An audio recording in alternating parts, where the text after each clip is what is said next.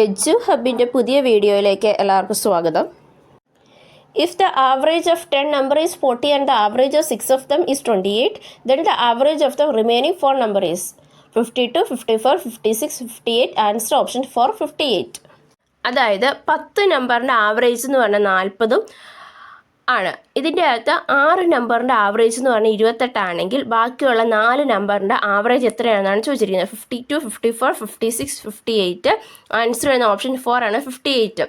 അപ്പം നമുക്ക് ആവറേജ് കാണാനുള്ള ഫോർമുല അറിയാം. അതായത് sum divide by number is equal to average എന്നുള്ളതാണ്.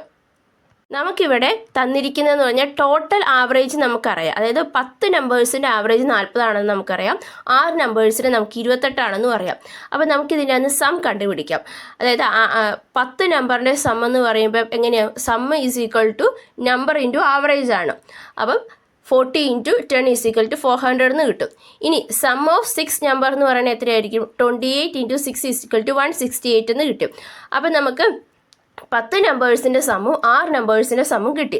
അപ്പോൾ നമുക്ക് ഇത് തമ്മിൽ കുറച്ച് കഴിഞ്ഞാൽ നമ്മുടെ 4 നമ്പേഴ്സിൻ്റെ സം നമുക്ക് കിട്ടും. അപ്പോൾ റിമൈനിങ് എന്ന് പറയുന്നത് 400 - 168 ഈസ് ഈക്വൽ ടു 232. അതായത് 4 നമ്പേഴ്സിൻ്റെ ടോട്ടൽ എന്ന് പറയുന്നത് 232 ആണ്. നമ്മളോട് പറഞ്ഞിരിക്കുന്ന ആ 4 നമ്പേഴ്സിൻ്റെ ആവറേജ് കാണാനാണ്. ആവറേജിൻ്റെ formula sum divide by number. Sum നമുക്ക് 232 ആണെന്ന് കിട്ടി. Divide by 4 is equal to 58.